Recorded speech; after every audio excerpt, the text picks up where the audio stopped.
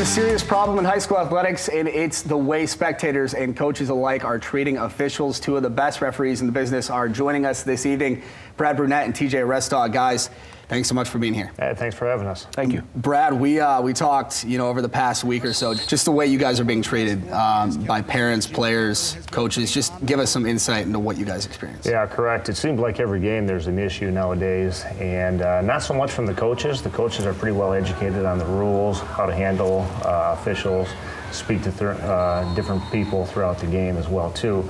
But the major issue, and it's starting to become a real problem, as you said, is the fans and the parents. They have such a vested interest in the game because their son or daughter's playing. And TJ, you said, let me pay $5 and come to your work and yell at you and criticize you. I mean, what is that like especially for a young official who's just getting into it? Oh, it can be very disheartening, for sure. It's tough to focus on the game, and you're there to manage the game, adjudicate the rules to the best of your ability. Yeah. And at the same time, you may be getting screamed at, yelled at, cursed at, told how awful you are. Well, that distracts you from what you have to do. I mean, we're human. It's like if I came here and you're delivering the news in the studio and I'm out in the gallery out here and I'm just yelling and screaming at you and telling you how much you stink, I mean, you probably would struggle a little bit that night. Probably even worse than I already do. So, I mean, I wish they would understand that. Brad, you oversee a lot of young officials as well, and you told me off the air that you already have had 5 or 6 come to you and say that they're not doing it next year just because of the experience they've had with parents, players, coaches. What's that like to hear? Yeah, it's really disheartening and quite the struggle because, like you said, I've had 6 people that are officials, part of the West Michigan Officials Association this year, that have already said, that's good, I'm done. I gave it a year or 2, and I get criticized no matter what I do. Half of them like me, half of them don't like me, go to the other end of the court. The other half don't like me, and now the other half do. So, yeah, we've had 6 officials already say that they're not going to do it again next year. And that's where the real problem lies. Mid-50s is the average age of an official right now. TJ, how much does that worry you going forward? I mean, having so many officials that are hanging up the whistle and you don't have guys to replace them.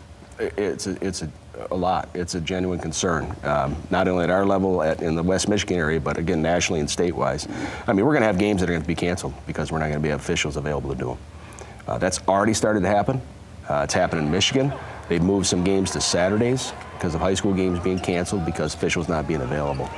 If we don't do something to rectify this problem and recruit more officials and produce those officials into becoming good enough to handle all that stuff, that we're going to have a large problem. We have to have this conversation. There's no more putting this off. We're entering March now. The games are starting to get more important. Parents are going to be even more of a problem for officials.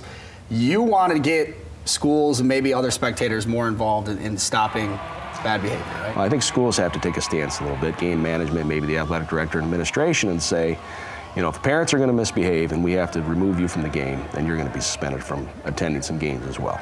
I mean, it's that important right now because parents are the biggest role model for the kids, their own personal child, but also the team that they're supporting. Also, too, people in the stands can help police themselves. If you're sitting there watching the game and a couple seats over, you get an unruly fan, don't be afraid to say something. Hey, represent our school with some class. It is sad that we even have to be here tonight to have this conversation, but I appreciate you guys coming in and giving us some light on your perspective of things. Thanks so much for being here. Yeah, thanks for having us. Thanks for having us. Appreciate the time. We need at least another hour with these two to address all the problems and things of that nature, but it is March. Treat them with respect. I know games will get important.